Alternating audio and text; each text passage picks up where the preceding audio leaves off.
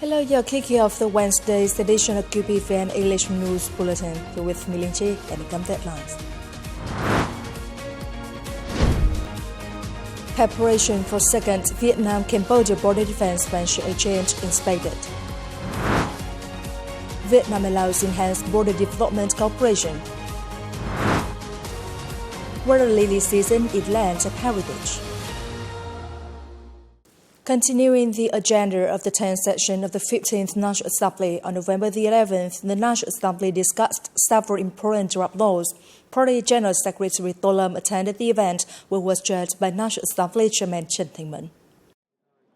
During the morning session, the National Assembly heard the government's presentations and ratification reports on draft amendments to the law on citizen reception, law on complaints, law on denunciations, law on investment, and law on drug prevention and control. The deputies continued discussions in group on these draft laws in the afternoon. According to the draft amendments to the law on citizen reception, law on complaints, and law on denunciations, the government proposes the removal of regulations related to the district level, the adjustment of the authority and responsibility of certain agencies in handling citizen reception and complaint resolution, and several additional provisions for online citizen reception. Regarding the draft law on drug prevention and control, the deputies emphasized that revisions must ensure balance between strictly and promptly handling illegal drug use and protecting the right to education while creating opportunities for social reintegration.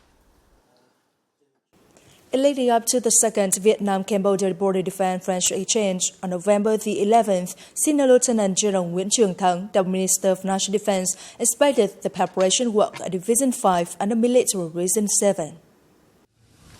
As scheduled at Division 5, Military Reason 7, the Ministers of National Defense of both countries will hold bilateral talks and sign key cooperation documents, marking a new stage of development in bilateral defense relations in the coming term. Senior Lieutenant General Nguyễn Trường Thắng held Division 5 Command's great efforts in actively preparing for the exchange activities in such a short time. He requested the unit to continue close coordination with relevant agencies in promptly reviewing and finalizing the program while completing decorations and logistic arrangements. On this occasion, Senior Lieutenant General Nguyễn Trường Thắng and the working mission offered flowers and incense at the Memorial House of President Ho Chi Minh and the Martyrs Memorial of Division 5. On the morning of November the 11th in Hanoi, General Nguyễn Tân Cương, Chief of the General Staff of the Vietnam People's Army and Deputy Defense Minister, chaired a conference reviewing the cooperation program of building a stable and comprehensively developed Vietnam-Laos borderline. Under the agreement between the two parties, the government assigned the Ministry of National Defense to implement a cooperation program that has brought significant socio-economic results along the Vietnam-Laos border. Many development models and livestock projects have been carried out, along with technology transfer to Lao residents, helping improve their livelihoods. The average income in border areas has increased by 9 to 10 times, while the poverty rate had dropped from 95% to around 15%. Infrastructure in culture, health, education, and transport has been upgraded, and most households now have access to electricity, clean water, and mobile networks. Commending the efforts of the participating forces, General Nguyễn Tân Cương called for continued effective implementation of agreements between the two parties, governments and ministries of national defense, with a focus on production restructuring, economic development, and technology transfer to allow people stabilize their lives. At the event, he presented certificates of merit of the Vietnamese Minister of National Defense to 18 collectives for their outstanding achievements in the program.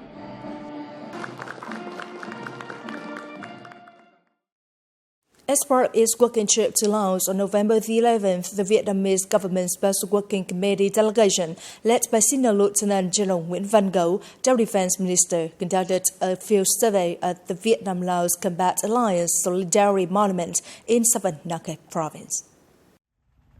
The delegation offered flowers and incense at the monument, paying tribute to heroic martyrs and expressing profound gratitude to those who sacrificed their lives for the independence and freedom of both nations. During the working session, representatives of the Vietnamese Special Working Committee, Savannakhet Provincial Authorities and the Laos Government Special Working Committee discussed and assessed the current condition of the monument. The parties agreed on orientations and proposed coordinated measures for restoration, preservation and maintenance in the coming period. Senior Lieutenant General Nguyễn Văn Go requested the relevant agencies from both sides closely collaborate to promptly finalize documentation, design plans, and support mechanisms to ensure the preservation work maintains the monument's historical value, durability, solemnity, and symbolic significance. Later the same day, the delegation visited and presented gifts to officers and soldiers of Lao International Border Guard Station and Quang Tri Border Guard Command. As invitation of the Ministry of Defense of Thailand from November the 9th to the 13th, a delegation from the Ministry of National Defense of Vietnam, led by Major General Nguyễn Bá Lực, Deputy Chief of the General Staff of the Vietnam People's Army, attended the Defense and Security 2025 in Thailand. The Vietnamese delegation attended the opening ceremony, visited various exhibition spaces and booths of several defense corporations and enterprises, and held bilateral meetings with heads of delegation from participating countries. During these meetings, Major General Nguyễn Bá Lực affirmed that Vietnam welcomes and stands ready to facilitate the participation of foreign countries and defense enterprises in the 3rd Vietnam Defense Expo. The Thailand Defense and Security 2025, held biannually since 2003, addressed more than 600 defense technology and aerospace companies from nearly 40 countries worldwide. On November the 11th, in the border area of Tây Ninh province, young officers from Vietnam and Cambodia began a series of meaningful activities as part of the Vietnam-Cambodia Border Young Officers Exchange Program.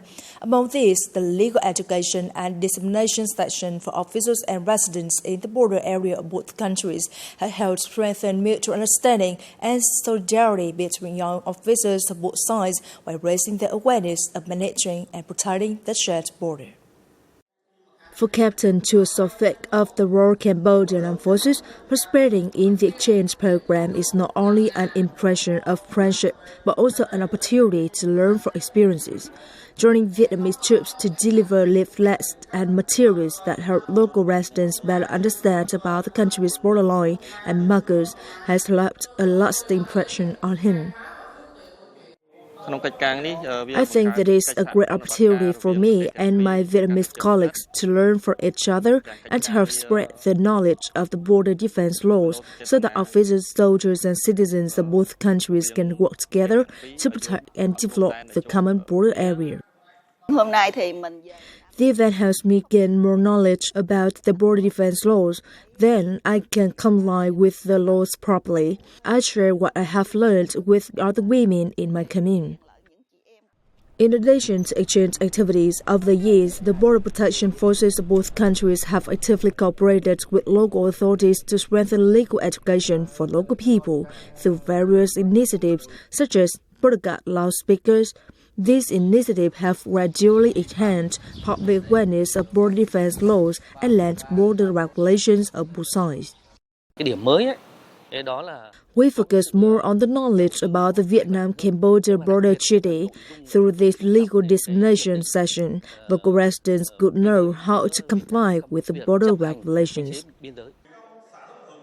These young officers continue to write new chapters in the enduring friendship between Vietnam and Cambodia. The exchange is not only a chance to meet and learn from one another, but also an opportunity to deepen understanding of the legal systems and border regulations of both countries for a peaceful, stable, and developing border area.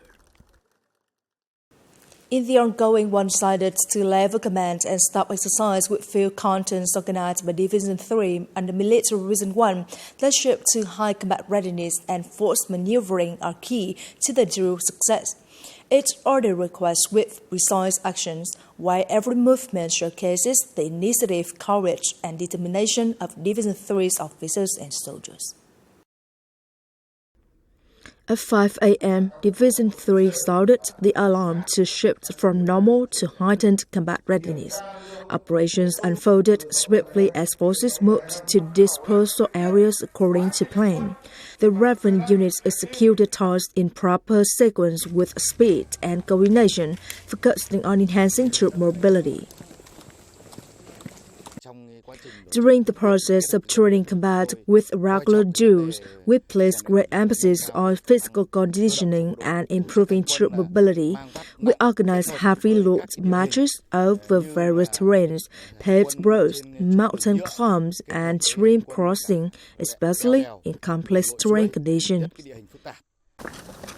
Executing the transition to high combat readiness and movement to assembly areas, Regiment 141 quickly gathered its personnel and equipment. On procedures from equipment checks and formation organization to distance control followed tactical requirements. Simulated scenarios were included to assess soldiers' responsiveness and adaptability. We closely coordinate with local party committees and authorities to conduct regular joint drills. Thus, whenever a situation arises, whether during training or in real operations, the unit can respond immediately and successfully accomplish its mission. Its exercise strengthens the bravery and unity of the troops. The marching groups reflect their steadfast determination and the close bond between the military and the people, forming a solid foundation for mission success. Coming up next, Water Lily Season in Lands of Heritage. Unique Buxton Golden Season Festival 2025. Every late autumn, the Tam Cốc Bích Đậu tourist area in Ninh Bình is adorned with a dreamy pink hue as water lilies come into full bloom. That is the ideal time for visitors to take a boat trip, admire the flowers, and capture the most picturesque moments of the ancient capital. The Water Lily River tourism model was officially introduced in 2024 and has received positive feedback from both domestic and international travelers. Beyond preserving the natural landscape, the model also aims to conserve and develop aquatic floral species, promoting green and sustainable tourism. Though the Water Lily season in Tam Cốc does not last long, it leaves a lasting impression on all who visit. Thanks to its growing appeal, Tam Cốc welcomes about 1,000 visitors per day, with international tourists accounting for around 70%, and is aiming to reach 1 million visitors this year. The Buxton Golden Season Festival 2025 is taking place in Buxton, Kamin Lạng Province, attracting a large number of tourist arrivals. The festival features a wide range of activities rich in local identity, offering visitors a unique experience of the Thai ethnic culture through various vibrant and engaging events. Unlike traditional chung cakes, Buxton's black chung cake is made from glutinous rice rock in ash water from burnt rice straw, giving it a fragrant aroma, soft texture, and cool taste. Making the cake requires careful preparation, and the festival's contest excites both visitors and locals, offering a chance to showcase their unique traditional culture. I didn't come here for the prize, but for our ethnic culture, so it doesn't matter who wins. What matters is that we support and help each other enthusiastically. The festival also features a traditional rice harvesting contest recreated by local residents using simple tools, attracting many domestic and international visitors. Families like that of Thuy enjoy the experience, which helps their children learn about wet rice culture while capturing beautiful photos amidst the golden rice views. This is my first time here. The scenery is beautiful, the people are friendly, and the rice harvesting activities are really fun.